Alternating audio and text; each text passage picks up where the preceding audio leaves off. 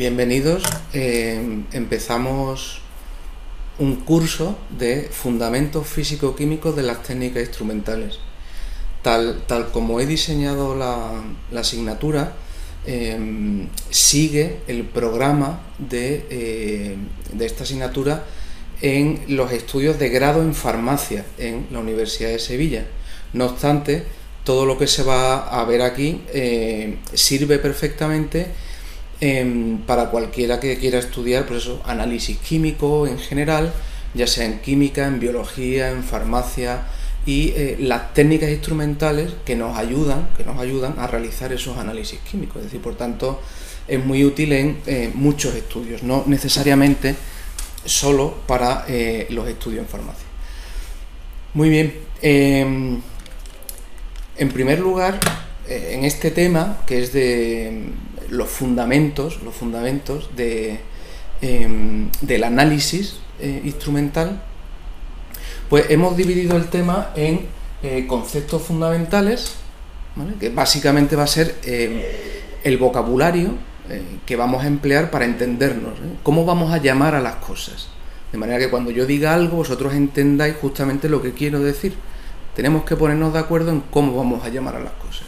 Y ese vocabulario lo vamos a aprender en esta parte, ¿no?, de los conceptos fundamentales. Y después, en una segunda parte, estudiaremos a fondo los métodos de calibrado, que son especialmente importantes. ¿Qué es la calibración? Pues la calibración es sencillamente poner en relación la señal que me da mi instrumento, que puede ser un número o un voltaje, una intensidad de corriente, una señal que me da mi instrumento, ponerla en relación con la concentración de mi muestra. De manera que si yo preparo concentraciones conocidas y digo, si mido una concentración de 1 molar, ¿qué señal me da el aparato? Esta, y lo anoto. Y si mido 2 molar, pues esta otra señal, y lo anoto.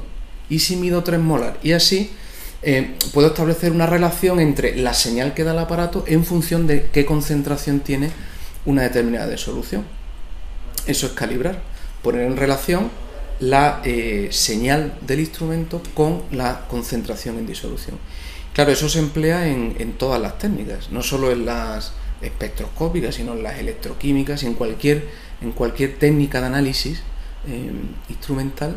Pues siempre hay que calibrar el dispositivo. Entonces esos métodos son particularmente importantes. Y después, en un tercer punto, veremos cómo seleccionar el método instrumental más adecuado para solucionar nuestro problema analítico. Uno, por ejemplo, quiere determinar pues sodio en orina, o quiere determinar la cantidad de CO2 en la atmósfera o de otro componente del aire, o quiere determinar si hay pues un ion pesado, un metal pesado en un agua residual, o en el agua de un río. Bien, pues para conseguir ese objetivo resulta que hay multitud de técnicas que entonces uno tiene que aprender, y a eso vamos en esta asignatura, de entre todas las técnicas cuál es la más apropiada para mi análisis particular. Los parámetros que nos ayudan a decidir qué método es el más conveniente, pues son especialmente importantes. Se le llamarán parámetros de calidad. Es como cuando uno pues quiere comprarse, siempre pongo este ejemplo, ¿no? Uno quiere comprarse un coche, pues hay multitud de coches en el mercado, ¿no? ¿Cómo elige? Pues dice, a ver, ¿me voy a mover por ciudad o voy a viajar mucho, ¿no? Pues en función de eso, si va a ser solo en ciudad, pues es mejor el tema del aparcamiento, un coche pequeñito, porque además no tengo parking, no tengo plaza de aparcamiento. Y después, del tema de la gasolina, ¿qué me conviene más, gasolina o diésel? Bueno, pues en función de eso, el kilometraje que vaya a hacer, etcétera. O qué potencia le voy a pedir al motor, ¿no? Qué necesidades tengo, y en función de eso voy descartando unos modelos de vehículos y otros hasta que finalmente me decido por uno, ¿no? Pues igual que a la hora de elegir un coche, a la hora de elegir un instrumento de medida analítico, pues también hay una serie de parámetros en los que fijarse. y que me permiten decir, pues este cumple las expectativas que quiero, mientras que este no, este lo descarto por esto, este lo descarto por aquello otro, y finalmente escojo el método más adecuado. Bueno, pues eso lo veremos en esta tercera parte del tema, ¿no? Cómo seleccionar el método analítico en función de una serie de características o parámetros de los instrumentos. Muy bien, pues empezamos con la primera parte, los conceptos fundamentales. Dentro de eso, lo primero que vamos a hacer es definir qué es el análisis químico. ¿Qué es el análisis químico? Bueno, pues el análisis es la determinación cualitativa y o cuantitativa de las especies presentes en una muestra, las especies químicas. Es decir, se trata de saber en esta disolución qué especies hay y de cada una de ellas cuánto hay. Si lo que me interesa es si una determinada especie está presente o no, eso se dice que es un análisis cualitativo. Es decir, pues mira, ahí sí, ahí hay sodio. O resulta que esta molécula sí, efectivamente tiene ese grupo funcional, ¿no? O efectivamente el fármaco que estoy sintetizando es el que yo quería, ¿eh? Ahí voy a qué molécula es, qué especie es y ver si está presente. Eso es análisis cualitativo. La mayoría de las veces, aparte de querer saber si esa especie está presente o no, lo que me interesa es conocer la cantidad, que lo expresaremos en forma de concentración. ¿Cuánto hay de esa especie? Eso ya sería un análisis cuantitativo. De manera que en análisis químico el objetivo es ese, determinar qué especies están presentes, o si está presente la especie que a mí me interesa, y en qué cantidad. Análisis cualitativo, análisis cuantitativo. Muy bien, ahora vamos a ver cómo se han clasificado históricamente los métodos de análisis, ¿no? Habitualmente se ha hablado de métodos clásicos y métodos instrumentales. Y después veremos qué ventajas o inconvenientes tienen los unos respecto a los otros, ¿no? ¿Qué son los métodos clásicos de análisis? Pues los métodos clásicos de análisis son los que se utilizaban en el comienzo de la ciencia química, es decir, los desarrollados principalmente a partir del siglo XIX, ya de un modo más preciso, ¿no? Se basan básicamente en medidas de volumen o medidas de masa. En esta clase de métodos, que son los métodos originales, siempre vamos a tener que, para poder determinar si una especie está presente o no y en qué cantidad, siempre vamos a tener que separar los componentes de esa disolución, ¿eh? Así que siempre va a requerir un proceso de separación. Y ya cuando tengo cada especie separada, entonces veo cuánto hay. Pero primero tengo que separarla. Eso es una característica de los métodos clásicos, digamos, los métodos originales, los métodos antiguos, que, aunque efectivamente son más antiguos, se siguen usando principalmente porque son muy baratos y muy robustos. Entonces, salvo que tenga que hacer un montón de análisis, porque efectivamente mi empresa se dedica al análisis, si solo tengo que hacer un análisis de vez en cuando, de tarde en tarde, pues más que comprarme un método instrumental, que suelen ser muy caros, más que eso, vale la pena utilizar un método clásico, ¿eh? Tener ahí mi bureta, mi vaso Erlenmeyer, vaso de precipitado, lo que sea, y hacer la medida de un modo clásico, ¿eh? Pero eso, en estas medidas siempre primero hay que separar los componentes de una muestra. ¿Y cómo los separamos? Pues bien por precipitación, haciendo que una determinada especie precipite, con lo cual ya se separa del resto, por extracción o por destilación. Vamos separando distintos componentes de distintas maneras. Y ya cuando estoy seguro de que solo está esa especie que yo quiero determinar, pues entonces procedo a medir su volumen o su masa. En función de eso hablamos de medidas gravimétricas o medidas volumétricas, ¿eh? Si lo que estoy midiendo es directamente la masa de esa especie, es una medida gravimétrica, y si lo que estoy determinando es el volumen, pues entonces una medida volumétrica o titulométrica, de una titulación, ¿eh? Seguro que habéis hecho en el laboratorio el clásico experimento de valoración ácido-base usando fenolftaleína, ¿eh? Por ejemplo, se pone una base en la bureta, una base de la que conozco perfectamente su concentración, y por tanto lo conozco todo de esa disolución, de esa base. y abajo en un vaso Erlenmeyer pues tengo un cierto volumen, que también lo he puesto yo de modo exacto, un cierto volumen de una disolución ácida cuya concentración es desconocida. Entonces vamos a ir añadiendo gota a gota base desde la bureta a la disolución de ácido que está en el Erlenmeyer. ¿Y qué va a pasar? Porque conforme más base vaya cayendo, se va neutralizando con el ácido hasta que finalmente todo el ácido que había abajo ha quedado neutralizado por la base que he añadido. En ese momento el pH es neutro, es un pH 7, y resulta que para yo darme cuenta, para poder percibir en un método clásico que se ha alcanzado ese punto de equivalencia, ese punto de que se ha neutralizado todo el ácido con la base, añado unas gotas de fenolftaleína en el medio.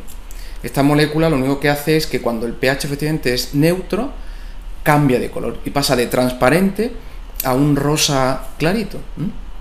Un rosa clarito sí ha cambiado muy poco, porque si te pasas y se vuelve básico el medio, se vuelve de un color fucsia casi, ¿no? Pero si efectivamente es neutro, es un rosa muy pálido, un rosa muy pálido. Muy bien, entonces voy añadiendo hasta que se produce ese punto. En ese momento sé cuánto he gastado de la base que estaba en la bureta y he ido añadiendo gota a gota. Y digo, pues he gastado 13,7 mililitros, perfecto. Conozco el volumen, conozco la concentración, pues sé los moles que han reaccionado de base. Como conozco la estequiometría de la reacción ácido-base, pues si han reaccionado estos moles de base, tienen que haber reaccionado estos moles de ácido. Y de esa manera determino cuántos moles de ácido tengo en el Erlenmeyer. Como sé el volumen que añadí de esa disolución ácida, pues moles entre volumen me da la concentración. ¿De acuerdo? Entonces fijaos que en esa determinación analítica clásica, porque ahí no hay ningún método instrumental propiamente, en ese método analítico clásico lo que hemos hecho una volumetría o una titulación, ¿no? Una volumetría, porque lo que he medido es un volumen. Y midiendo volumen he sido capaz de determinar la cantidad que había de una determinada especie. En otras ocasiones, si lo que he hecho es precipitarlo y después secarlo, pues mido la masa y eso sería una gravimetría. Una de las características principales de estos métodos, los métodos clásicos, viene la transparencia interior, y es que la señal que producen tiene un valor absoluto, es decir, que no hay que calibrar. Claro, si lo que estoy midiendo es directamente una masa, pues eso lo pongo en un platillo, pongo el polvillo que he precipitado y que tengo ahí. Y en el otro lado pongo un pequeño peso hasta que se equilibra. Bueno, pues ahí no he utilizado nada de electricidad, ningún método instrumental raro, y no me hace falta calibrar nada, directamente mido la masa, se mide de modo directo. Lo mismo que el volumen, ¿no? Con la graduación que viene en la bureta, soy capaz de determinar el volumen exacto dentro de un margen, ¿no?, que he gastado. Son medidas directas, no requiere calibración del instrumental. Mido directamente la masa y mido directamente el volumen. Tiene un valor absoluto. Muy bien. Eso es lo que se refiere a si dentro de los métodos clásicos quiero hacer una determinación cuantitativa de cuánto hay. Si con los métodos clásicos quiero hacer una determinación cualitativa, lo que se hacía es que una vez que tengo separados los componentes, hago que esos componentes reaccionen con algo. Y al reaccionar con algo, pues producen un olor característico o un color determinado, o cambia el punto de fusión, o determinadas propiedades que puedo medir directamente. Por ejemplo, es un clásico, ¿no? Primero separas y digo, bueno, pues ahora si se supone que tengo aquí esta especie ya aislada. Si añado una gota de esta sustancia debería ponerse rojo, ¿no? O debería cambiar a amarillo. Bueno, pues efectivamente echo la gota y si cambia de color, pues ya garantizo que efectivamente esa especie está ahí presente. Ese es el modo, dentro de los métodos clásicos, de hacer un análisis cualitativo, de saber no cuánto hay, sino si esa especie está presente o no. Primero separo y después, haciendo que reaccione con sustancias, veo un cambio de color, veo un olor característico o algo que puedo registrar directamente a través de mi vista, de mi olfato. Bien. Bueno, pues esos son los métodos clásicos. Aquí se ven algunos de esos instrumentales del laboratorio de Lavoisier. Lavoisier es el padre de la química moderna, es decir, de la química propiamente científica, ¿no?, precisa, exacta.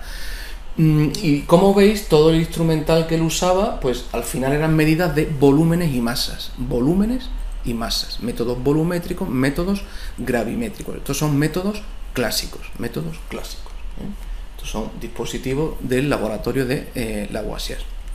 Perfecto. Bueno, y ahora pasamos a los métodos instrumentales, que son los que realmente nos interesan, los que vamos a estudiar en profundidad en esta asignatura. Bien, pues los métodos instrumentales a la hora de medir no miden ya masa o volumen, sino que miden otras propiedades físico-químicas, otras propiedades, como puede ser la conductividad o el potencial eléctrico de un electrodo o intensidad de luz, cuánta luz se absorbe o cuánta luz se emite, en fin, relación masa-carga, polaridad-absorbabilidad, otras propiedades distintas de la masa o el volumen. Eso ya son los métodos instrumentales. Bien, las leyes físico-químicas que controlaban esos procesos, por ejemplo la absorción de luz o emisión de luz, se conocían a lo mejor de hace un siglo o más, pero hasta que no se ha desarrollado suficientemente la electrónica y la informática, no ha sido posible usarlos de un modo exacto y preciso, ¿no? Bien, ahora una vez que se ha desarrollado, efectivamente se generan una nueva familia de métodos de análisis que ya no son clásicos, son los métodos instrumentales. Y se caracterizan porque ahora la señal que me dan ya no tiene un valor absoluto. No es como medir la masa o el volumen, que es una medida directa. Y como no tiene un valor absoluto, a lo mejor lo que me da el instrumento, yo quiero medir la concentración, pero lo que me da el instrumento es una corriente eléctrica, o me da un voltaje, ¿no? Bien, pues esa medida no tiene un valor absoluto en sí. Dice, bueno, ¿esto cómo se relaciona con mi analito? Esto es una corriente eléctrica, ¿esto cómo se relaciona? Y por eso siempre hay que calibrar, es necesario siempre calibrar. Como la señal que me da el instrumento en sí misma no tiene significado analítico, pues tengo que relacionar esa señal con la concentración. Y eso es la calibración. Preparo varias concentraciones conocidas y digo, a ver, para esta concentración, a ver qué señal me da el aparato. Ah, esta, y lo anoto. Y para esta otra concentración, ¿qué señal me da? Esta, ah, vale, y lo anoto. Y de esa manera veo cómo evoluciona la señal del instrumento en función de la concentración que hay en la disolución. Y eso es calibrar. Una vez que tengo esa relación, ahora puedo medir cualquier muestra problema que tenga esa especie, mido la señal y interpolo entre los valores que he medido previamente. Y entonces veo, en función de qué señal me sale, ya puedo saber qué concentración tenía esa muestra problema. Entonces, en estos métodos, como la señal que me da no es un valor absoluto como una masa o un volumen, no lo es, tiene un valor relativo, pues siempre hay que calibrar. Siempre hay que comparar la señal con un patrón, con una concentración conocida, para poder establecer una relación entre la señal que me da el aparato y la concentración que hay. Muy bien.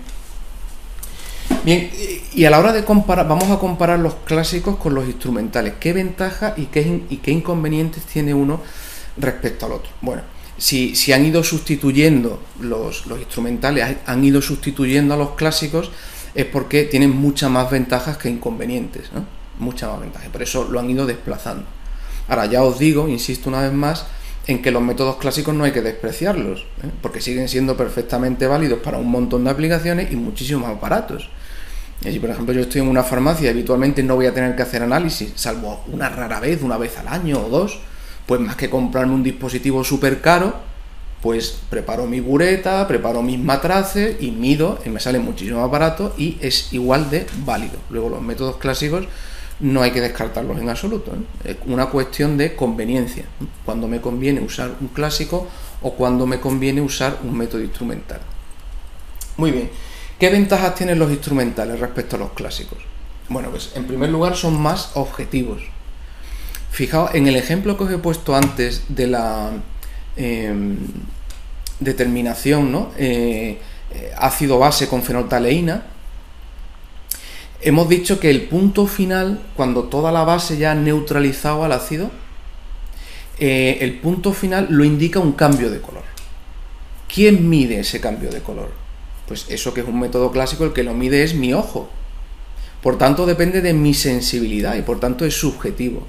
De hecho, pasa muchas veces en el laboratorio que uno no está seguro si se ha puesto ya rosa o no, porque es muy tenue, entonces pone la bata que es blanca detrás para intentar verlo, y a lo mejor el compañero ya lo ve rosa, pero tú lo ves transparente, y dice, no, yo voy a echar una gota más, pues no estoy seguro, ¿no? Entonces voy a echar una gota más, el otro echa una gota menos. Entonces hay un margen de error que se debe a la subjetividad del que está midiendo. Eso en los métodos instrumentales no sucede, ¿eh? Todas las medidas que se hacen dependen directamente de leyes físico-químicas necesarias, por tanto, son exactas, ¿no? Son exactas, es más objetivo. No depende del operador, del que está utilizando el aparato, no depende del operador, es más objetivo. Bien, después los métodos instrumentales son más precisos, se comete menos error. Cuando hacemos esa medida, esa valoración ácido-base con fenolftaleína, que estamos usando como ejemplo, pues una vez que tú has valorado el ácido que estaba en el Erlenmeyer y lo tiras y dices, bueno, voy a repetir la medida, entonces coges la disolución ácida original y vuelves a tomar un volumen con tu pipeta, lo vuelves a echar en el Erlenmeyer y vuelves a valorar con la pureta. Se supone que te tendría que salir lo mismo, porque la disolución que estás midiendo es la misma que antes. Sin embargo, cuando mides el volumen que has gastado de base, pues a lo mejor has gastado 1 mililitro más que antes, ¿no? O 1 mililitro menos. ¿Y eso a qué se debe? Pues se debe al operario, es decir, que tú, pues, a lo mejor cuando has tomado el volumen no lo has tomado exactamente igual que antes, o que ahora has echado, pues, más base porque no estabas seguro si se ha puesto rosa o no, con lo cual has echado una gota más o una gota menos, y como consecuencia, sucesivas medidas de la misma disolución te dan valores ligeramente diferentes, cuando debería salir lo mismo. Entonces ahí hay un margen de error, una falta de precisión que es intrínseca a los métodos clásicos, ¿no? Los métodos instrumentales también tienen ese rango de precisión, pero es un rango mucho más pequeño. Es decir, con un método instrumental yo cojo mi cubetita y la pongo en el espectrofotómetro y mido la absorbancia y me da un cierto valor en el instrumento, saco la cubeta, vuelvo a medir y probablemente me dé exactamente la misma absorbancia, o a lo mejor un poquito más, un poquito menos, por una cantidad pequeñísima. Las oscilaciones, las variaciones entre una medida y la siguiente de la misma disolución, que debería dar siempre lo mismo porque es la misma disolución, las variaciones en la medida son mucho más pequeñas, son métodos muchísimo más precisos que los clásicos. Después son más sensibles los métodos instrumentales. ¿Por qué? Porque son capaces de ver concentraciones mucho más pequeñas. En los métodos clásicos, como todo depende de una gota y por tanto de cantidades grandes, el margen es muy grande y entonces los cambios de concentraciones que puedo medir son mucho más grandes, ¿eh? Una concentración muy pequeñita, por ese método no sería capaz de diferenciarla, no podría verla. En cambio, por ejemplo, un método instrumental como absorción atómica, ¿vale?, que es un método que veremos, pues puedo detectar concentraciones tan bajas como 0,1 partes por millón. 0,1 partes por millón. Es una concentración bastante pequeña, ¿eh? Y los métodos instrumentales son mucho más sensibles, por tanto puedo ver concentraciones mucho más pequeñitas. Me permiten determinar hasta trazas, un elemento que está solo en unas pequeñas trazas. Lo puedo ver con métodos instrumentales y no podría verlo con métodos clásicos. Eso es una ventaja. Bien, después los métodos instrumentales son más rápidos. Claro, ¿cuánto tardas en hacer una medida por un método clásico? Pues claro, tienes que preparar la bureta, ¿no? Tienes que tomar el volumen para el Erlenmeyer y después ir añadiendo la base al ácido, al principio un poquito más rápido, pero después gota a gota, con cuidado, ir moviendo el Erlenmeyer para estar seguro de que se alcanza el punto de equivalencia. Claro, entonces puedes tardar, a lo mejor una valoración ácido-base puedes tardar 5, 10, 15 minutos en función de la experiencia y la facilidad que tengas para el manejo de la bureta, del Erlenmeyer, etcétera, ¿no? Mientras que, por ejemplo, una medida de absorbancia es sencillamente introducir la cubeta y darle al botón. O sea, tardo nada, es una medida instantánea, rapidísima. ¿Eso qué permite? Pues que puedo hacer un montón de medidas seguidas, hacer medidas en serie de un modo muy fácil, muy rápido. Mientras que hacer sucesivas valoraciones ácido-base con la bureta, pues cada valoración te cuesta 15 minutos, ¿no? Mientras que el otro es darle un botón y se acabó. Bien, entonces son mucho más rápidos, eso me permite hacer muchísimos más análisis. Muy bien, después otra ventaja muy importante de los métodos instrumentales es que no alteran la muestra, Y esto hay casos en que es particularmente relevante, ¿no? Claro, en la valoración ácido-base, si tú quieres determinar cuál es la concentración de ácido, que eso es lo que estamos haciendo, determinar cuál es la concentración de ácido, pues claro, tienes que ir añadiendo base para que reaccione hasta que se alcanza el punto de equivalencia. Pero claro, en ese momento sí, ya he determinado la concentración, pero ¿qué queda de mi muestra? De mi muestra no queda nada. Ha reaccionado con base, con lo cual me la he cargado entera. Ahora tengo una mezcla de ácido-base, he modificado mi muestra original, la he cambiado completamente, de hecho he hecho que reaccione completamente. He liquidado la muestra, ya la muestra que tenía al principio ya no está. Sí, he determinado a posteriori qué concentración tenía, pero mi muestra me la he cargado, Muy bien, en cambio los métodos instrumentales preservan la muestra.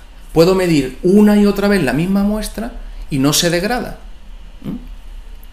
Por ejemplo, si yo tengo una cierta cantidad de muestra y mido la absorbancia, pues puedo medir todas las veces que quiera que la muestra sigue intacta, sigue teniendo las mismas especies en las mismas concentraciones.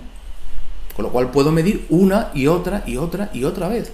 Y puedo guardar mi muestra y medir dentro de una semana, y puedo, si la muestra es estable, claro, dentro de un año, y la muestra se preserva, con lo cual permite sucesivos análisis. No destrozo la muestra cuando la mido. Esto puede ser especialmente relevante, pensar, por ejemplo, en las sondas estas que mandan ahora al espacio, ¿no? Pues una sonda que va a Marte y te trae una piedrecita así, ¿no? Pues solo está esa piedrecita, ¿eh? Y si tienes que analizarla, lo mejor no es usar un método clásico, porque el método clásico sí la analizas, pero destrozas la piedrecita, es decir, después del análisis no queda nada de la piedra. Mientras que, si tú preparas unas disoluciones y usas métodos instrumentales, pues esas disoluciones que has preparado las puedes medir una, otra y otra vez. Y lo puedo medir hoy, lo guardo en un refrigerador y lo puedo medir el año que viene y dentro de 5 años y cuando quiera. Siempre podré hacer una y otra vez la misma medida. No he destrozado la muestra en la medida.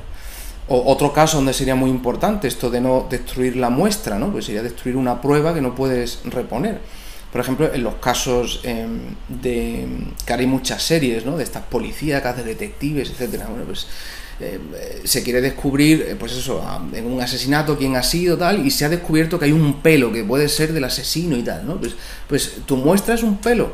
Y entonces, si usas un método clásico, sí, vas a detectar la concentración, pero te cargas el pelo, ya no vas a poder volver a medirlo nunca más.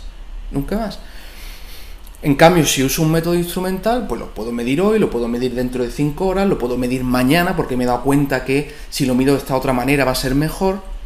Entonces, puedo medir muchas veces, sin destrozar la muestra, conservando la muestra. Con lo cual, eso es una ventaja particularmente importante de los métodos instrumentales. Después, otra ventaja es que son más selectivos. Y hay métodos instrumentales que, independientemente de las otras especies que acompañen a la que a mí me interesa en disolución, ¿vale? Tengo en disolución mi especie y muchas otras también en disolución. Pues independientemente de todo lo que haya alrededor, hay métodos instrumentales que solo miden esta especie y el resto que está alrededor no afecta a la medida, De manera que son mucho más selectivos. ¿Eso qué me permite? Pues me permite, a diferencia de los clásicos, me permite no tener que separar todas las especies, sino que directamente puedo medir la muestra, porque sé que mi método es selectivo, independientemente de lo que haya, va a medir solo la especie que a mí me interesa. Esto es muy interesante, ¿no? Son más selectivos. Una última ventaja de los instrumentales respecto a los clásicos es que es muy fácil de acoplarlos a otros aparatos, ¿no? A otros dispositivos, por ejemplo a ordenadores. De manera que conforme voy midiendo, esos datos van quedando almacenados en un ordenador que después incluso me los representa gráficamente, me hace un estudio estadístico, me hace los cálculos oportunos y me da directamente la concentración, facilitando muchísimo el análisis, ¿no? Bien, eso en los métodos clásicos no es posible. En los métodos clásicos tú gastas la bureta, tienes que ver a ver cuánto has gastado y apuntarlo en un papel o si quieres en una hoja Excel, pero lo tienes que hacer tú, ¿eh? No hay una conexión directa entre el método de medida y el ordenador. Pasa a través de ti, pasa a través de tu mano. ¿Okay? Bien. Ahora, ¿son todo ventajas? No, también hay algún inconveniente. Pequeño, pero inconveniente. Por un lado, los métodos instrumentales, como ya hemos dicho, son mucho más caros. Mucho más caros. Entonces, si yo en mi trabajo habitual no voy a tener que hacer muchos análisis, sino solo de tarde en tarde, pues entonces me compensa con mucho usar solo métodos clásicos, no comprarme ningún dispositivo muy caro para un análisis que voy a hacer al año. Eso es evidente, ¿no? Son mucho más costosos y los métodos instrumentales, a diferencia de los clásicos, requieren calibrar. Es decir, que antes de medir, yo llego por la mañana al trabajo, pues antes de medir tengo que calibrar el aparato. Porque resulta que desde ayer a hoy ha podido variar la calibración. Entonces tengo que volver a coger un patrón, meterlo, ver qué señal me da y entonces ya tengo una relación corregida respecto a la de ayer de la señal respecto a la verdadera concentración. Así que un método instrumental tiene esa pequeña desventaja respecto al clásico. El clásico directamente mide una masa o un volumen y no tengo que calibrar nada. Mi dispositivo electrónico, mi dispositivo instrumental, una vez al día o incluso cada cierto número de horas tengo que volver a calibrarlo. Y bueno, algunos, si el dispositivo es muy bueno, pues a lo mejor lo puedes hacer cada 2 días, ¿no? Pero en definitiva, con mucha frecuencia tienes que calibrar el aparato, volverlo a calibrar, volverlo a calibrar, volverlo a calibrar, para estar seguro de que el aparato sigue midiendo bien, porque se descalibra con el tiempo y con el uso. ¿Ok? Una pequeña desventaja respecto a los clásicos. Muy bien, bueno, pues ahora vamos a ver cómo podemos catalogar, clasificar los métodos instrumentales. ¿Qué tipos de métodos y cómo podemos caracterizarlos, cómo podemos clasificarlos? Bueno, para eso, primero es bueno darse cuenta de que un instrumento analítico se puede considerar como un dispositivo de comunicación entre el investigador y la muestra problema. O si la muestra hablara, pues yo le preguntaría al matraz, ¿qué concentración tienes de calcio? Y el matraz me diría, pues tengo 1,2 por 10⁻³ molar. Ah, pues estupendo, ¿no? Claro, pero los matraces no hablan, las disoluciones tampoco, entonces, ¿cómo me comunico? Pues el modo de comunicarte con la muestra es a través de eso, un dispositivo instrumental, un método de análisis, que siempre involucra un estímulo, es decir, yo tengo que darle energía de alguna manera, por ejemplo, haciendo que pase luz, eso sería energía electromagnética, ¿no? O una descarga eléctrica, o calentando, le tengo que hacer algo para que entonces esa muestra, ante ese estímulo, reaccione, cambie, y en función de cómo reacciona el estímulo que yo le doy, de ahí puedo sacar información. Entonces siempre va a haber un estímulo, que es una fuente de energía, que hace que mi muestra se altere. Como consecuencia, ¿no?, de esa respuesta ante el estímulo que le doy, cómo responde, analizando esa respuesta, puedo sacar información. Tanto cualitativa, qué especie está ahí, como cuánto hay. Y ¿cómo puedo analizar bien la respuesta y extraer de ahí información? Pues conociendo las leyes químicas y físicas que gobiernan ese estímulo que yo le he dado a la muestra. Por ejemplo, si estoy estimulando la muestra con luz ultravioleta, pues yo tengo que saber las leyes que gobiernan la interacción de la luz con la materia. ¿Cómo interacciona la luz con la materia? ¿Cómo se produce la absorción o emisión de luz?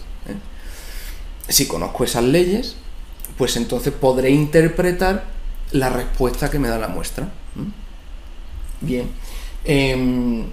Así que, básicamente, en todo dispositivo instrumental siempre se sigue este esquema.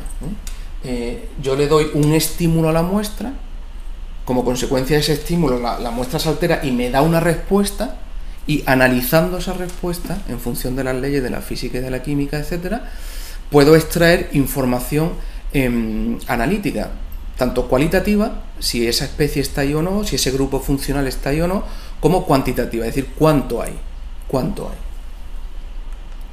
Muy bien. Bueno, pues entonces, como eso siempre va a estar en cualquier método instrumental, pues puedo utilizar, por ejemplo, la fuente de energía, el estímulo que estoy empleando para clasificar los métodos. Por ejemplo, todos estos métodos de aquí utilizan radiación como fuente de excitación, como estímulo. Bueno, pues entonces eso sería una categoría de métodos instrumentales. Estos que están aquí usan electricidad como estímulo. Bueno, pues entonces los puedo catalogar aparte como, digamos, métodos eléctricos. En realidad vamos a ver que se llaman métodos electroquímicos, ¿no? Bien, y después ya otro tipo de técnicas en función del estímulo que le doy. Luego, esa fuente de energía, ese estímulo, efectivamente me puede servir para catalogar en grupos los distintos métodos instrumentales, lo que hacemos justo a continuación. Así hablamos, por ejemplo, de métodos espectroscópicos.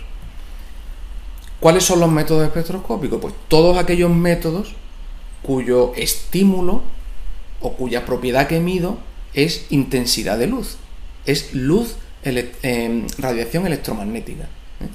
Estoy iluminando con infrarrojo, o con ultravioleta, o con rayos X, o con lo que queráis, ¿no? Si el estímulo es radiación electromagnética, es luz, se le llama métodos espectroscópicos.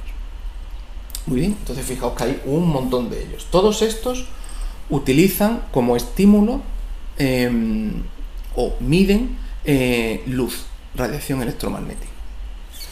En cambio, estos métodos de aquí, por ejemplo, conductimetría, potenciometría, voltametría, son propiedades eléctricas, electroquímicas. Entonces, a ese conjunto de métodos le llamamos métodos electroquímicos.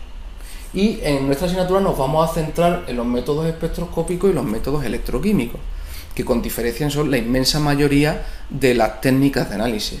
O sea que hay muchísimo de técnicas de espectroscopía, muchísimo, y también hay bastante de métodos electroquímicos. Entonces nos vamos a centrar fundamentalmente en esos dos grandes grupos de técnicas instrumentales. Después habría otros métodos que se llaman de separación, ¿no? Como la cromatografía, y en general otros métodos, ¿de acuerdo?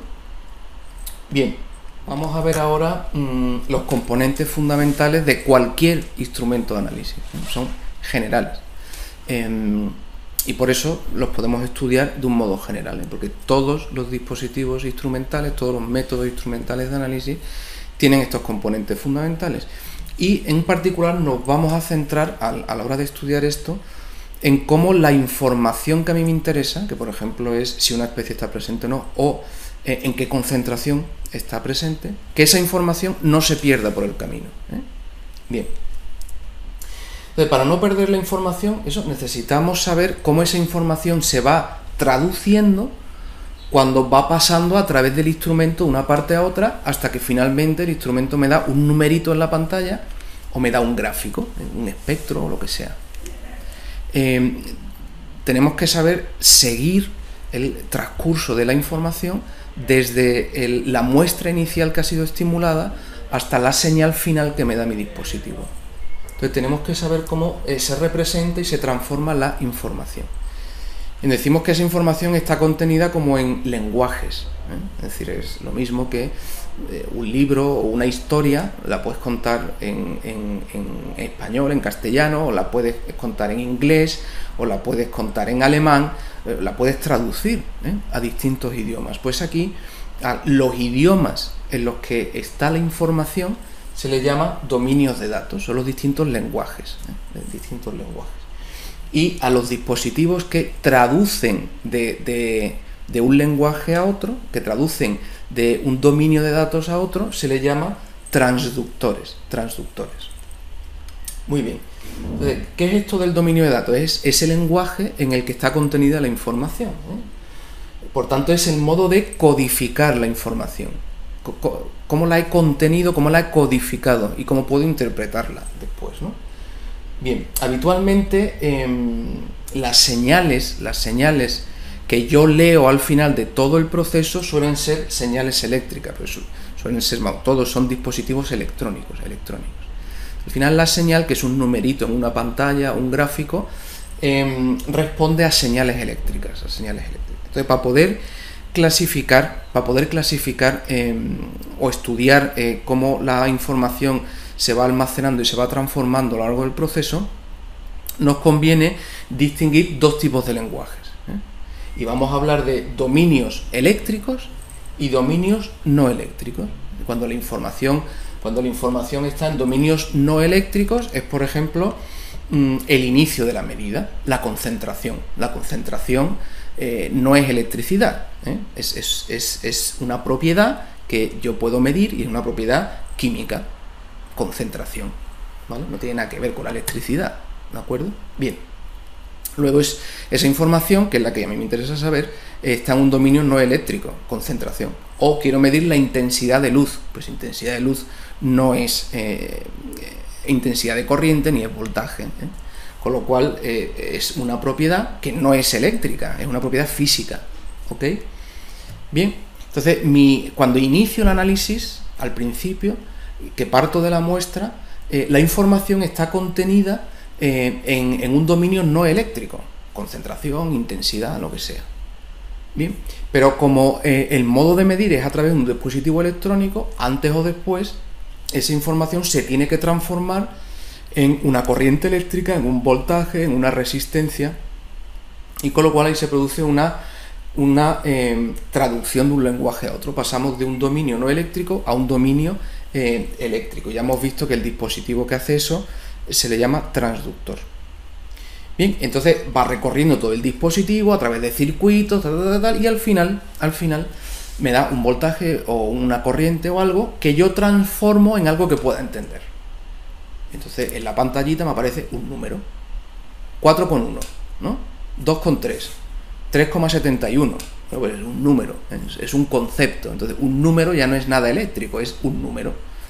Un número 3 puede significar cualquier cosa, 3 manzanas, 3 personas, 3 bolígrafos, 3 coches, ¿no? 3 días.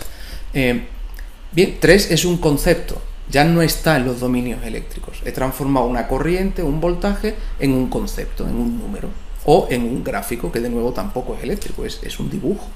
Por tanto, no es un dominio eléctrico. Bien, al final, en toda medida analítica que usa un método instrumental, el objetivo es obtener un número que sea proporcional a una propiedad física o química, ¿vale? Entonces yo puedo relacionar el numerito que me da el aparato, la señal, con la propiedad inicial que había ahí, con la concentración, por ejemplo, ¿no? Establezco una relación entre ese número y esa concentración. Con lo cual, fijaos que tanto el inicio como el final de la medida está en dominios no eléctricos. Pero la información por el medio está constantemente en dominios eléctricos. Así que necesito traducir al principio a dominios eléctricos, procesar la señal y después transformarlo de nuevo de los dominios eléctricos a los no eléctricos, a un número o a un gráfico. Muy bien. ¿Es posible hacer una medida analítica sin pasar por los dominios eléctricos? Es posible. Y esos son los métodos clásicos, precisamente. Cuando nosotros usamos la bureta, la pipeta, el Erlenmeyer, el vaso de precipitado, los matraces, ahí no hay nada de eléctrico. Es todo medida de volúmenes y masas, ¿de acuerdo? Esos son los métodos clásicos. Pero en los métodos instrumentales siempre hay una parte que es electrónica, y por tanto hay que hacer esa traducción de los dominios no eléctricos a los eléctricos y al final de los eléctricos de nuevo a los no eléctricos. Bien, fijaos por tanto que un instrumento electrónico, un dispositivo de medida electrónico, recibe información de dominios no eléctricos, una intensidad de luz, pues una concentración, lo que sea, de dominios no eléctricos, la procesa en circuitos eléctricos, por tanto en dominios eléctricos, y finalmente la presenta de una forma no eléctrica, un número o un gráfico, ¿ok? Siempre vamos a necesitar instrumentos, ¿no? Dentro de ese gran instrumento general, dispositivos que traduzcan la información de un dominio a otro, de eléctrico a no eléctrico, de no eléctrico a eléctrico, y esos son los transductores. Bueno, esto se ve mucho mejor si ponemos un ejemplo, ¿de acuerdo? Ya hemos dicho algunas palabras, algo de vocabulario, vamos a aplicarlo a un ejemplo porque siempre se ve mucho mejor. Vamos a usar como ejemplo el agua de tónica, ¿vale? La tónica, ¿no? Tónica Schweppes o la que quieras, ¿no? La que tú bebas habitualmente, Nordic, lo que sea. Muy bien, pues ¿cómo surgió el agua de tónica? Pues el agua de tónica inicialmente era un medicamento. Se descubrió que había un alcaloide que se extrae de la corteza del árbol de la quina, de la corteza de ese árbol, del árbol de la quina, se extrae un alcaloide, justamente la quinina, ¿no? Habitualmente el sulfato de quinina, y resulta que la quinina tiene propiedades antimalaria, aparte de antipirético y analgésico. De manera que las colonias inglesas, ¿no? Que había en el trópico, pues yo que sé, en África o en la India o en distintos sitios, donde la gente enfermaba por malaria, tomaban esto para prevenir, era profiláctico respecto a la malaria, ¿de acuerdo? Tomaban este agua de tónica. Inicialmente efectivamente había una bebida carbonatada, tenía esas burbujas, no ese ácido carbónico, y era una bebida muy amarga porque tenía una gran cantidad de quinina, era una medicina, que no es que fuera muy rica, pero bueno, ya se ve que eso, mezclándolo con otras cosas y tal, pues se fue transformando en una bebida, en un refresco, pero bueno, los refrescos que tomamos hoy en día como tónica tienen una cantidad mucho más pequeña de quinina, es decir, ya no sirven como medicina, tienen una cuarta parte de lo que tendrían que tener para que eso sirviera como medicamento, O sea, te tendrías que tomar 4 veces lo que te tomas habitualmente de tónica para que eso tuviera fuera una dosis terapéutica, ¿no? Bien, entonces, ¿por qué introducimos esto? Porque resulta que, por ejemplo, en análisis de calidad de un agua de tónica, imagínate que te toca a ti decidir si efectivamente el fabricante se está ajustando a la normativa. Todos los estados tienen una normativa, por ejemplo, de la cantidad de quinina que puede tener un refresco de tónica, que tú tienes que comprobar, te toca a ti porque trabajas ahí en inspección, te toca comprobar si efectivamente el fabricante está cumpliendo o no con la normativa de la cantidad de quinina que tiene esa agua de tónica. ¿Cómo medimos la quinina? Bueno, pues en este caso vamos a aprovechar una propiedad muy particular de la quinina, y es que es fluorescente. Es decir, que si yo ilumino con luz ultravioleta una disolución de quinina, la quinina se excita con esa luz ultravioleta y cuando cae y se relaja y llega al estado fundamental, emite una luz celeste. Una luz celeste. Es fluorescencia, es fluorescente. Y resulta que en un rango de concentraciones, conforme más quinina haya, pues mayor es la intensidad de fluorescencia. Claro, conforme más quinina hay, más luz se emite y mayor intensidad de fluorescencia. Y mientras menos quinina hay, pues menos luz se emite y por tanto una intensidad menor. Aquí os muestro una fotografía. Esto es una botella de tónica, cuando iluminada por luz blanca normal, y cuando la ilumino con luz ultravioleta, esa luz celeste que veis ahí, esa luz celeste la está emitiendo el propio agua de tónica, se pone a emitir por fluorescencia. La excito con luz ultravioleta, la luz ultravioleta no se ve, bueno, depende del rango, pero habitualmente no se ve, cae fuera de nuestra capacidad, de la capacidad de nuestro ojo, y sin embargo esto, aunque la luz ultravioleta no se ve, esto se pone a emitir una luz celeste, está siendo excitada por la ultravioleta y emite su propia luz. La quinina está emitiendo su propia luz. Pues midiendo la intensidad de luz celeste puedo saber cuánta quinina hay ahí, pues es un modo muy fácil de medir. Esto voy a intentar voy a mostrar experimentalmente que efectivamente el agua de tónica es fluorescente si la iluminas con luz ultravioleta. Eso ahora a continuación lo mostraremos.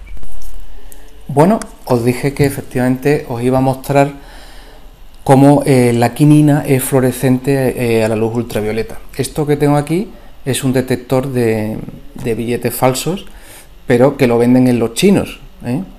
Lo compro porque un detector de billetes falsos lo que tiene es una lámpara ultravioleta. Sabéis que los billetes tienen una serie de marcas que son fluorescentes, es decir, que si yo ilumino el billete con luz ultravioleta voy a ver unas marquitas que son de colores muy vivos que están emitiendo luz roja, luz naranja, amarilla, azul, ¿no? Luces muy vivas que solo se ven cuando ilumino con luz ultravioleta. Cuando saco el billete ya no están. Y si meto el billete, lo veo. Esa es manera de detectar un billete verdadero de un billete falso, si tiene esas marcas fluorescentes. Bien, con lo cual, este dispositivo, que es muy barato y se compra en los chinos, tiene una fuente ultravioleta que es capaz de excitar a la quinina y por tanto hacer que la quinina se ponga a emitir luz fluorescente, esa luz celeste que hemos dicho que emite. Primero voy a poner una botella de agua para que se vea que no se produce fluorescencia. Toda esa luz azul que veis no es sino los reflejos de la lámpara, de la lámpara ultravioleta que está ahí detrás, pero el agua no está emitiendo ninguna luz en particular, ¿no? Entonces fijaos ahora la diferencia cuando paso agua de tónica, ¿no? ¿Veis? Claramente el agua de tónica, independientemente de la lámpara, está emitiendo una luz celeste, es fluorescencia. Si tumbo, pues toda la botella está emitiendo esa luz celeste de un modo homogéneo, porque todo el líquido que tiene quinina pues se está excitando con la luz ultravioleta y al volver al estado fundamental emite su propia luz, que es esta luz celeste que estamos ahí viendo. Si dejo de excitar con luz ultravioleta, deja de producirse la fluorescencia y en cuanto ilumino se produce fluorescencia. Bien, pues la intensidad de esta luz celeste, esta luz fluorescente, bajo ciertas condiciones, la intensidad de luz es proporcional a la cantidad de quinina. Si emite mucha luz es que hay mucha quinina y si emite muy poca luz es que hay muy poca quinina. Así que yo puedo utilizar la intensidad de luz celeste para saber cuánta quinina hay, por ejemplo, en un agua de tónica. Una vez que hemos visto que efectivamente la quinina es fluorescente a la luz ultravioleta, podemos usar ese fenómeno físico-químico para determinar la cantidad de quinina.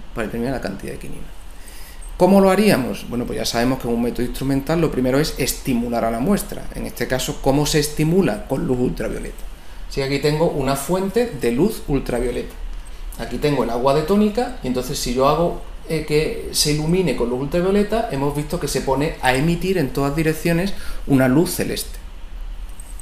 Bien, y la intensidad de esa luz celeste es proporcional a la concentración de quinina que hay aquí. Luego, si conozco la intensidad de esta luz celeste, puedo saber qué concentración hay de quinina. Muy bien. Luego ahora mi objetivo se ha transformado, porque son directamente proporcionales, ¿no? De determinar la concentración a determinar la intensidad de esta luz. ¿Cómo puedo determinar la intensidad de la luz? Intensidad de luz es el número de fotones. ¿Cómo puedo contar los fotones?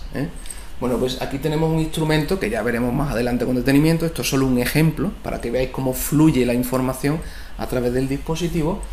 Hay un instrumento aquí que se llama fotodetector y que efectivamente es capaz de transformar de un modo reproducible, preciso y exacto, es capaz de transformar la intensidad de luz en corriente eléctrica, de manera que esto sería un transductor. La intensidad de luz es un dominio no eléctrico y la intensidad de corriente eléctrica ya es dominio eléctrico. Luego, este pequeño fotodetector ha transformado algo no eléctrico en algo eléctrico. Es un transductor, le llamamos transductor de entrada. Ya transformó intensidad de luz en intensidad de corriente eléctrica. Bien, aquí tengo una resistencia que la he puesto yo y por la ley de Ohm sé que cuando hay una intensidad de corriente y una resistencia, pues ya aparece un voltaje y ese voltaje yo lo puedo medir. Y a cada valor de voltaje asignarle un valor numérico. Entonces, por ejemplo, en este caso, este dispositivo, que es el traductor de salida, va a transformar el voltaje, que es un dominio eléctrico, en un número que ya es dominio no eléctrico. Entonces me aparece en pantalla 4,1. Así que fijaos, he pasado de dominios no eléctricos, procesos físico-químicos, dominios no eléctricos, a dominios eléctricos y de nuevo a dominios no eléctricos. Esto era intensidad de luz, que es no eléctrico, y esto es un número que es no eléctrico.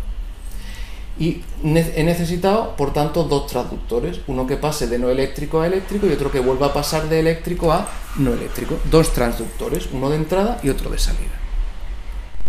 Ahora vamos a ver efectivamente cómo en todo ese proceso no perdemos la información, es decir, que conservamos en todo momento, de un modo exacto y riguroso, la información que nos interesa, que en definitiva al final es la concentración de quinina que hay ahí, ¿no?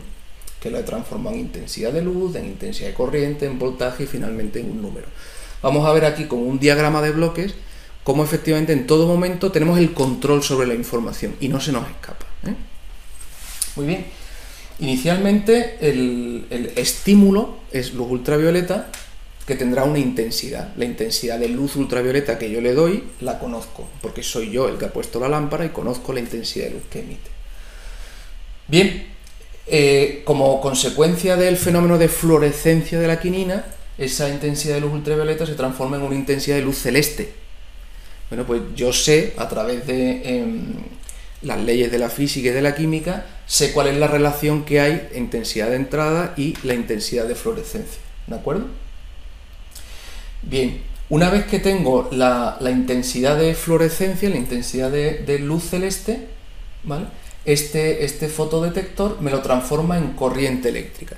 ¿Cómo hago para no perder ahí la información? Pues ahí está lo que se conoce como función de transferencia del transductor, es decir, una ecuación matemática que relaciona la intensidad de entrada, que es una intensidad de luz, con la intensidad de salida, que es una intensidad de corriente, ¿no? Imaginaos, ¿no?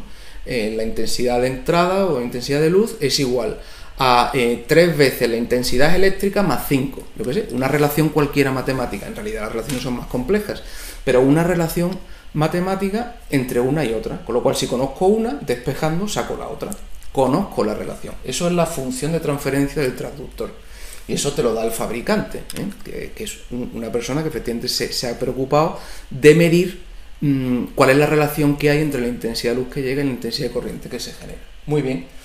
Bien, y ya una vez que sé la corriente eléctrica, por la ley de Ohm, que me dice que el voltaje es igual a la intensidad de corriente por la resistencia, pues si sé la corriente eléctrica y conozco la resistencia porque la he puesto yo, pues automáticamente sé el voltaje. Y ahora este dispositivo de aquí, con una función de transferencia de este transductor, tiene una relación matemática entre, para cada voltaje me das este número, ¿vale? Entonces, para 1 voltio me das 5, ¿no? Y pues para medio voltio 2,5, y así sucesivamente, pues ya establezco una relación entre voltaje y el numerito que aparece aquí. Esa es la función de transferencia, en este caso de este transductor, que es un instrumento de lectura, o también llamado aquí medidor, ¿no? Porque es el que ya finalmente me da un número o una gráfica, ¿no? Instrumento de lectura o medidor. Entonces veis, he ido pasando de un dominio a otro, pero sin perder en ningún momento el control sobre la información. Y eso me permite hacer una medida, pues eso, exacta, reproducible. Bien, aquí tenéis un montón de técnicas instrumentales distintas, de instrumentos analíticos de medida diferentes, ¿vale? Y veis que todos tienen una serie de componentes comunes, que son los componentes fundamentales. Una fuente de energía con la que yo estimulo, una señal analítica que se produce. En nuestro ejemplo, ¿cuál es el estímulo? Pues el ultravioleta. Y la señal analítica que se produce, pues es la intensidad de luz celeste, ¿no?, que está emitiendo la quinina, ¿no?, que sería la señal analítica.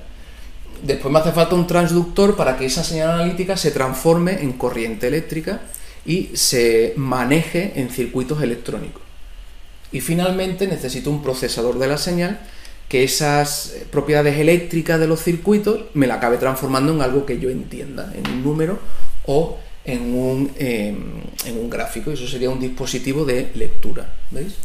Ya sea cual sea la técnica instrumental, siempre vais a tener una fuente de energía, una señal analítica, un transductor de entrada, el tratamiento de la información en los dominios eléctricos, un transductor de salida y un instrumento de lectura, que te dé finalmente pues, un valor, una señal instrumental. Muy bien, llegados a este punto, conviene que distingamos detector, transductor y sensor, porque habitualmente los podemos usar como sinónimos en el lenguaje común, en el lenguaje vulgar, pero en realidad cada uno designa cosas diferentes. Así pues, por ejemplo, un detector es un dispositivo, me da igual que sea mecánico, eléctrico, químico, un dispositivo que identifica, registra e indica un cambio en las variables del entorno, es decir, un cambio de presión, un cambio de temperatura, un cambio en las variables del entorno. Eso es un detector. O puede detectar también una cantidad de una especie también en ese entorno, ¿no? Eso es un detector, detecta un cambio en las variables del entorno. Un transductor, ya lo hemos visto, lo que hace es transformar la información de los dominios no eléctricos a dominios eléctricos y viceversa. Es un traductor de un lenguaje eléctrico a no eléctrico y viceversa. Eso es un transductor, ¿de acuerdo? Muy bien. Ya hemos visto también que la relación matemática que hay entre la salida eléctrica, que puede ser una intensidad de corriente o lo que sea, respecto a la señal analítica de entrada, en ese proceso de conversión, la ecuación matemática que la relaciona se llama función de transferencia del transductor. Relaciona la señal analítica de entrada con la señal eléctrica que se produce en el dispositivo. Muy bien, y a un transductor especial es el instrumento de lectura. De hecho, es el transductor final, ¿no? O el transductor de salida, porque es el encargado de transformar ya finalmente, al final de todo el proceso, una señal eléctrica en una señal que yo pueda entender. Por eso se llama de lectura, porque yo puedo leer directamente un número o un gráfico. Esto es un ejemplo. Ya estudiaremos los distintos transductores, los estudiaremos con detalle en su momento. Ahora sencillamente os voy a mostrar un ejemplo de cómo se puede transformar de dominios no eléctricos en eléctricos. Por ejemplo, transformar de intensidad de luz en corriente eléctrica. Un dispositivo de los posibles sería este fotomultiplicador. ¿Qué es lo que hace un fotomultiplicador? Pues fijaos, aquí llega un fotón, es luz, ¿vale? Aquí hay una plaquita metálica que tiene la propiedad de que es fotoeléctrica, es decir, que cuando recibe luz se produce expulsión de electrones. Esa luz es capaz de arrancar electrones del metal. Bien, entonces cada fotón que llega arranca un electrón. ¿Y ese electrón hacia dónde va a ir? Pues hacia un polo positivo, porque el electrón es negativo. Entonces esto es un polo positivo, el electrón viene corriendo hacia acá y golpea, impacta contra la superficie de ese polo positivo. Y al impactar arranca electrones.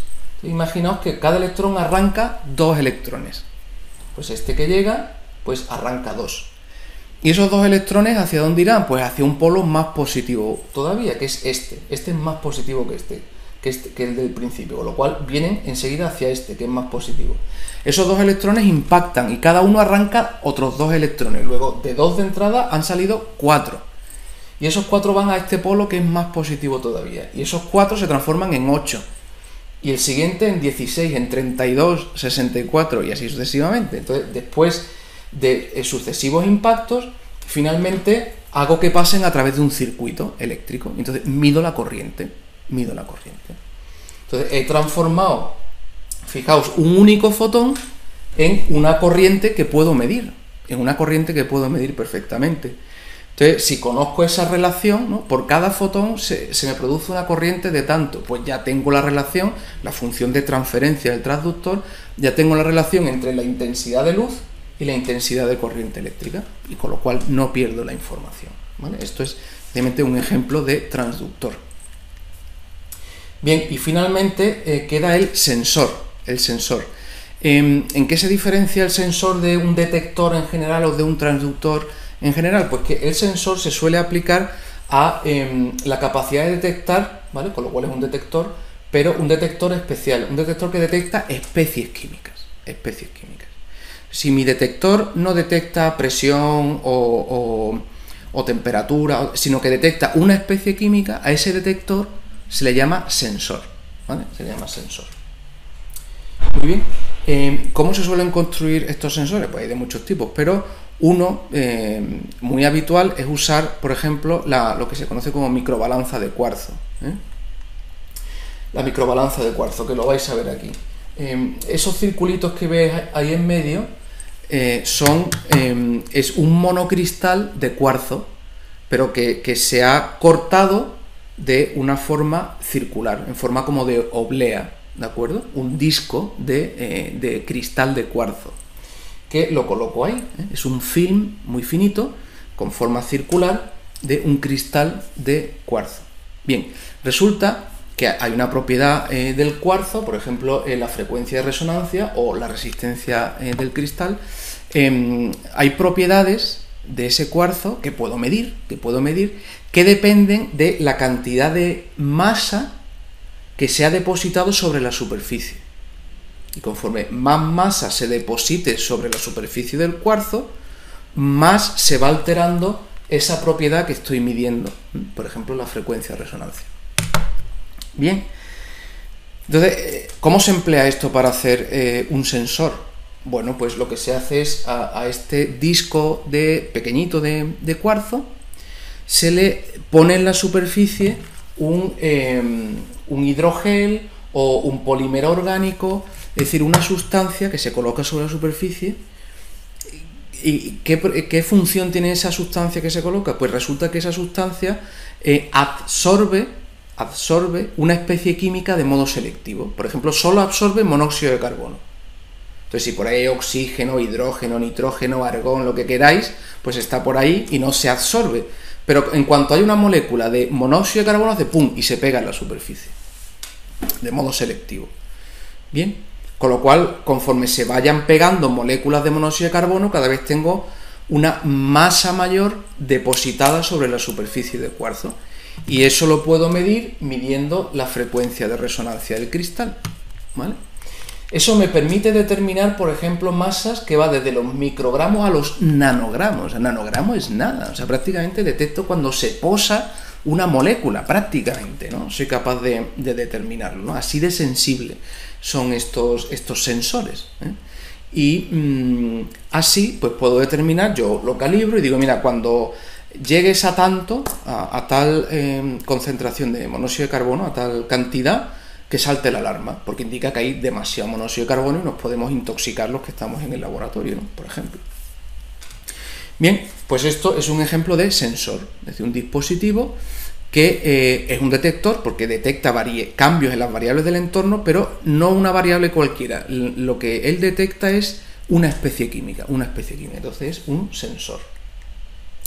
Muy bien, aquí los precios, ya lo veis, pues en este caso va de 1.300 más o menos a 2.500 dólares en aquella época. Ahora probablemente sean un poquito más caros, pero ¿por qué? Porque el monocristal de cuarzo pues es caro, en fin, y tiene pero hay otros sensores que son más baratos, ¿eh? Lo que pasa es que, claro, son de peor calidad. Entonces ya en función de la calidad que quieras o de las características que necesites, el grado de precisión o de sensibilidad, pues el dispositivo te costará más o te costará menos, ¿no? Bien. Y por último, dentro de esta primera parte, antes de pasar a los métodos de calibrado, vamos a ver cuál es el procedimiento general de análisis. Es decir, qué pasos hay que dar siempre a la hora de hacer un análisis químico. ¿Cuál es el procedimiento general? Pues en primer lugar, tienes que definir el problema. Es decir, ¿tú qué quieres hacer? Pues yo quiero determinar sodio en orina. No, yo quiero determinar la cantidad de arsénico que hay en potitos de bebé, ¿no? O yo quiero determinar la cantidad de este metal pesado que hay en el agua de un río, ¿no? O bien, lo que sea, o sea, definir tu problema. ¿Qué es lo que quieres determinar? Y una vez que dices, esto es lo que yo quiero, bien, pues ahora, ¿cómo lo hago? Ahora viene el segundo paso, que es seleccionar cuál sería el mejor método analítico. Hay una gran variedad de métodos, entonces, ¿cuál vas a usar? Por ejemplo, si quieres medir sodio en orina, lo podrías medir con una espectroscopía de llama o lo podrías medir con un electrodo selectivo de iones. Cada uno tiene sus ventajas y sus inconvenientes, entonces tú tendrías que calibrar y decir, bueno, pues lo voy a medir con este dispositivo instrumental. Bien, y ya seleccionas el método, basándote en criterios, pues eso, de precisión, de exactitud, de sensibilidad, del límite de detección, cuestiones que ya vamos a ver más adelante, ¿eh? Basándonos en esos parámetros de calidad, pues yo selecciono este método que voy a usar. Perfecto, ya tengo seleccionado el método. Muy bien, a continuación viene el muestreo. Claro, si tú quieres determinar, por ejemplo, la contaminación en el agua de un río, tú no puedes llegar allí a la orilla del río, coges así un poquito de agua en un vaso y mides, y lo que te dé ahí dices, esa es la contaminación que hay en el río. No, esa es la contaminación que había en esa parte del río que estaba en la orilla, ¿eh? Puede que ahí se haya concentrado o se haya diluido. Entonces, si tú quieres que tu muestra sea representativa de la concentración general que hay en el río, pues tendrás que medir en distintos puntos, a distintas alturas del río, al principio, al final, etcétera, y a distintas profundidades, ¿eh? De tal manera que al final tienes una idea de efectivamente cuál es la concentración media que hay en el río. Eso sería el muestreo. O si quieres saber si, por ejemplo, un terreno es útil para plantar no se sabe qué cultivo, pues requiere pues tal concentraciones de sulfatos, de lo que sea. Bueno, pues yo no puedo llegar allí, coger un puñado de tierra y analizar ese puñado de tierra y decir que eso es aplicable a las hectáreas de terreno. Pues evidentemente no. Primero porque varía con la profundidad y después tendré que tomar muestras en distintas partes y hacer un estudio. Luego, el muestreo es importante para que lo que yo mida sirva para algo, o sea, para que realmente sea representativo, sea significativo, o sea, me diga algo, una información útil. Entonces, tengo que ver cómo tomo las muestras. Bien, y después también dentro del muestreo hay que tener en cuenta que no es lo mismo tener que medir un sólido que medir un líquido, medir un gas, ¿no? Y el modo en que tomo las muestras también es diferente. Perfecto. Después, una vez que ya tengo las muestras tomadas, normalmente yo no puedo medir directamente la muestra, porque habitualmente, por ejemplo, la ley de Lambert-Beer, ¿no? La absorbancia. La absorbancia tiene una relación lineal con la concentración solo cuando las concentraciones son suficientemente pequeñas, por debajo de 10 elevado a menos 2, 10 elevado a menos 3 molar. Entonces, si la muestra que yo he tomado tiene concentraciones mayores, antes de medir la absorbancia, tengo que diluirla. A lo mejor tomar 1 mililitro de la muestra original en bruto, 1 mililitro, y echarlo en un matraz de 100 y enrasar con agua destilada hasta 100 mililitros. Entonces estaría diluyendo 100 veces la concentración. Y entonces ya esa disolución diluida ya sí que puedo medirla a través de la ley de Beer, medir la absorbancia y se cumplirá la relación lineal, etcétera, etcétera. O por ejemplo, si mi muestra es sólida, pues a lo mejor primero tengo que disolverla para poder medirla, etcétera. Entonces, habitualmente no se mide directamente la muestra porque esté muy concentrada o por el estado físico en el que se encuentra, y le tengo que hacer una serie de operaciones previas, ya sea disolverlo o diluirlo, o filtrarlo. Imagínate que en ese agua de río que tomas pues hay un montón de partículas sólidas en suspensión, pues probablemente tengas que primero filtrar todas esas partículas, etc. Esas son operaciones previas. Bien, y ya tengo preparadas mis muestras para medir.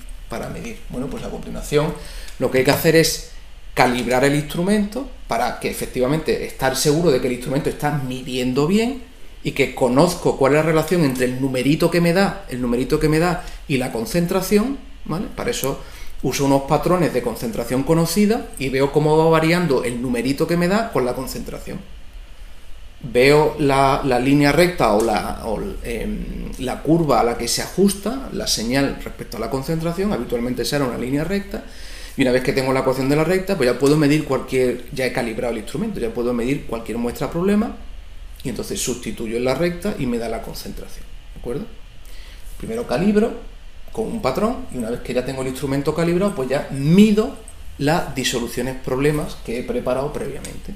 Mido la señal y interpolo en mi recta, y como sé la relación que hay entre la señal y la concentración, pues para esta señal sé que le corresponde esta concentración, y así determinamos la concentración. ¿Me basta con una única medida? No me basta con una única medida. ¿Por qué? Porque una única medida está sometida a mucho error. Te puedes haber equivocado al tomar el mililitro, te puedes haber equivocado a la hora de seleccionar longitud de onda, puede que el instrumento tal, que ahora mismo haya mucho calor en el laboratorio respecto... En fin, hay un montón de parámetros que se te pueden escapar y que es justamente lo que hace que entre una medida y otra haya pequeñas oscilaciones. Debería dar lo mismo, porque es la misma muestra y sin embargo la señal que me da el aparato varía ligeramente. Por eso no me puedo conformar con una única medida, ¿no? ¿Eso qué requiere? Pues medir de forma repetida, es decir, mido 5 veces cada muestra, ¿no?